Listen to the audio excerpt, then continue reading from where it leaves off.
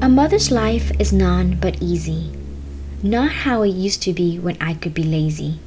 When I could just pick up and go, that was a breezy. Now, if I slacked off a bit, I'd be uneasy. Some time ago, I felt super sexy, attractive, and new. After my baby, people judged me not knowing what I've been through. Do this and do that, feel this and think that. It's bad enough that I already felt fat. Too skinny, too old, too young, or too bold. Knowing I wanted to shine like I was made out of gold, I couldn't figure out why I was listening to what I was being told. One day, someone knocked at my door. I found some beautiful flowers near the stairs on the floor. A note hid within the colorful petals. As I read the words, I allowed them to settle. Words that seemed to come from a familiar stranger. A mysterious individual may very well mean danger. And then too soon, I was interrupted. Reality sinked in and pulled me away from that I mistrusted.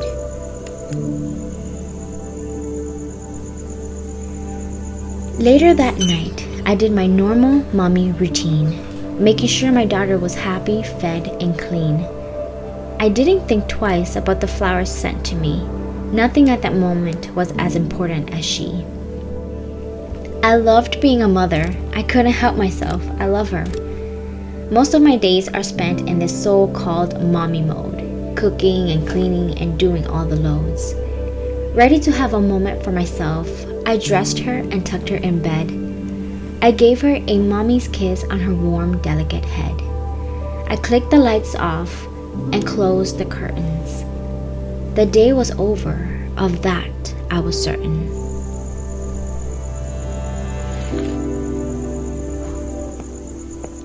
Finally, I was able to have a moment to myself. After a deep breath, I went straight to my favorite shelf.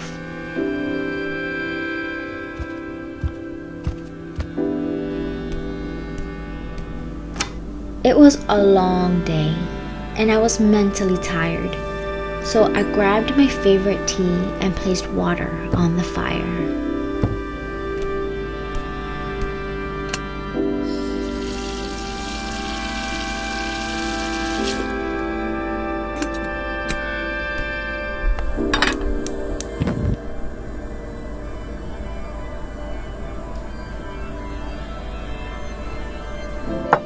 Life goes on even after the little ones are fast asleep. Thereon after, mothers like myself sit down to stress or weep. The wounds of a mother run a little too deep. It's hard maintaining a household when bills aren't cheap. I knew I had to do something for myself, my dreams. I had to work hard for everything I had and wanted to keep. But there was this itching feeling inside of me that ached to break free. It was a shameful part of me, and I couldn't just let her be. I dreamt of her and thought about the things she'd like, imagined what she'd do or say because I wasn't the type. I wished so hard within my thoughts that something could happen or someone could come along to help me make things happen. I knew deep down that that was just insane wishful thinking. With every selfish thought I had, I soon was reminded that I was sinking. I was tired of living in this endless loop of uncertainty, and I just needed a little bit of clarity.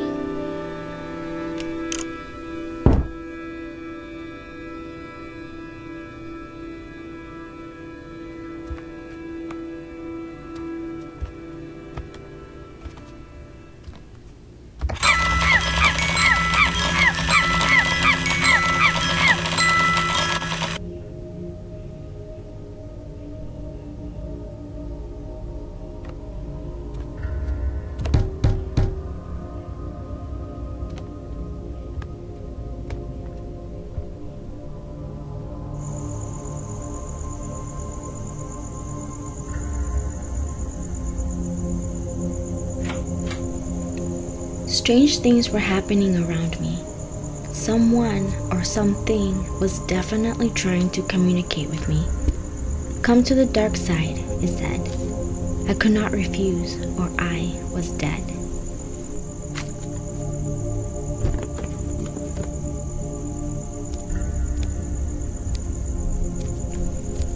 The moments after developed faster. I heard noises, but it was just myself and my daughter.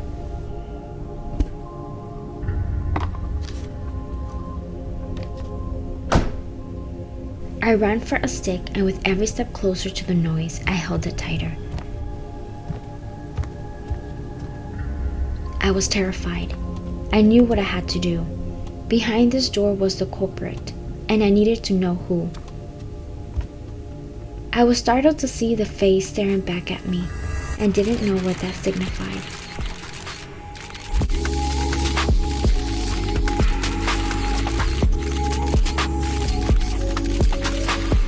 Instantly, with the music and the movement of her hands, I was hypnotized.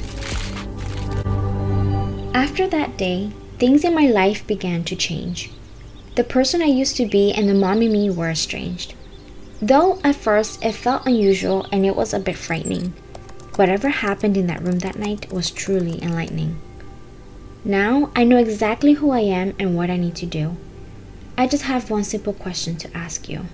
Are you in some serious need of self-love and self-care? You can join me on the dark side if you dare.